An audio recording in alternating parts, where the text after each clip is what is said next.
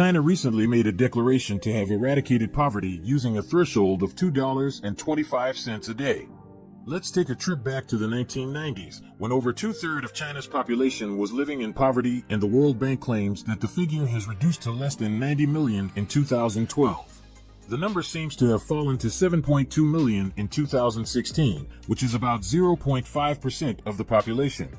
Poverty alleviation is a global challenge for the country as it tries to help those living in extreme poverty who suffer from human basic needs such as health, food, healthy water, shelter, education, and sanitation. The World Bank previously gave a standard for the poverty line of $1.90 daily for low-income countries like Ethiopia with per capita income of less than $1,000. Low-middle-income countries with per capita income of between $1,000 to $4,000 to $3.20 a day, and upper-middle income of $5.50 poverty line, which is where China sits. So, China's $2.25 daily consumption is between the poverty timeline of the low-income to low-middle-income countries, which is wrong. China is almost as good as the United States was in 1960 when the U.S. took the $21.70 for classifying daily consumption, which is almost 4 times what the World Bank considers reasonable. If we should go by these statistics, China is decades knee-deep in poverty. However, the World Bank readings are saying otherwise. Welcome to Savvy Economists. This video will be about proving wrong the recent World Bank report on the level of poverty in China. Our position is that there is still a higher percentage of poverty in China than stated in the report. The country is almost as strong as other high-income states, but it's disturbing how they use a low poverty line of measurement while the World Bank watches. No one is saying China has not done well in pulling her citizens out of poverty, but it's not 800 million citizens as reported by the World Bank. What the World Bank is doing is lowering the bar in order to make China look good on paper.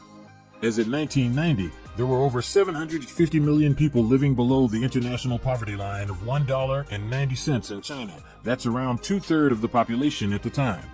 And by 2016, according to World Bank's metrics, the data dropped to over 7.2 million people, which is 0.5% of the population. Even if the metrics show that over 745 million people were alleviated from poverty, the figures do not reveal information up to present-day China. So, if we must go by the figures given by the World Bank, it is almost impossible for China to have shoved 800 million citizens from poverty.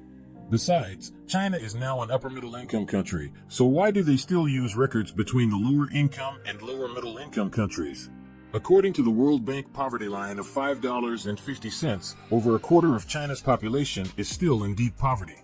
Ever since China set the poverty benchmark, China has made plans to ensure that they transform into a moderately prosperous society by the end of 2020. This is far from successful. The Chinese Communist Party, CCP, recently made an announcement to eradicate extreme poverty.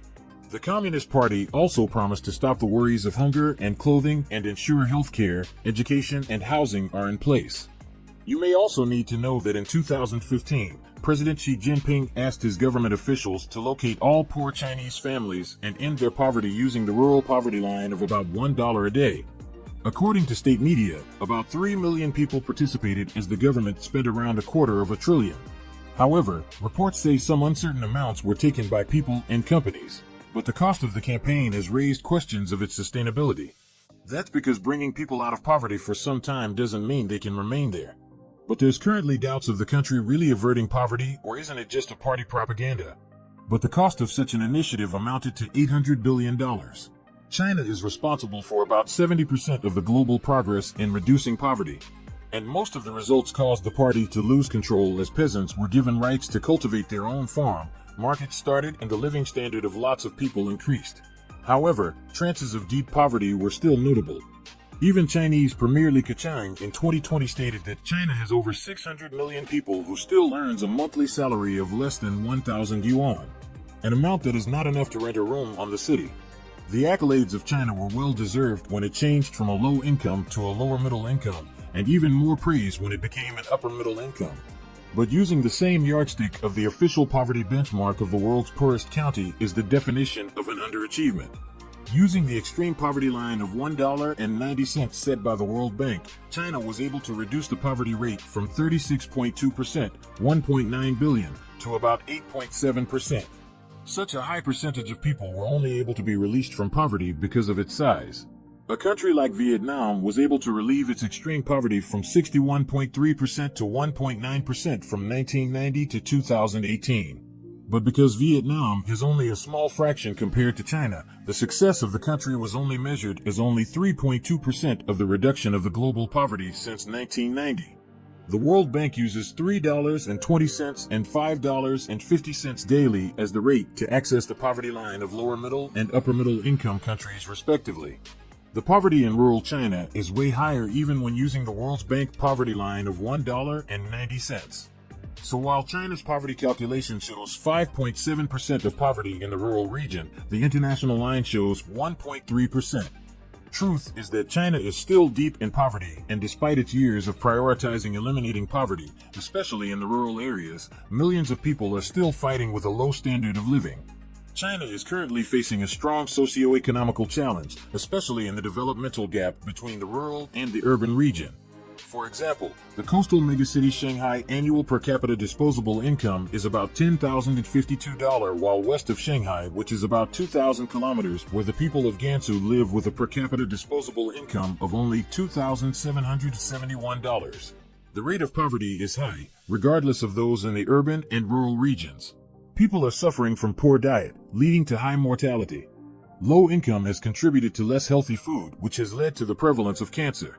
As the country is able to lay off some of its extreme poverty attributes, it is important that the extreme poverty line used to measure may no longer be relevant to determine their poverty status. This is what countries like the United States, Britain, etc. have done. Currently, the country still has over 13% of its population falling below the 5.50 line. That's about 200 million people living in poverty. The world is currently praising China, and the country may become too accustomed to such praise, forgetting the praise may become less admirable when its complex situation gets more obvious. An achievement of hitting about $2 a day could be counterproductive. More so, taking the $15 the US, Japan, and South Korea is running on when they make their transition from poverty is way more compared to the 75% advancement in China and 90% in rural China. So if we are looking at this number, it is obvious that China will take decades to come out of poverty. Before we end this video, we would like to ask if you also think China has been able to eradicate poverty from their fold. Kindly drop your comments and replies in the comment section, and don't hesitate to like and subscribe to our channel if you enjoyed the video. Thank you for watching.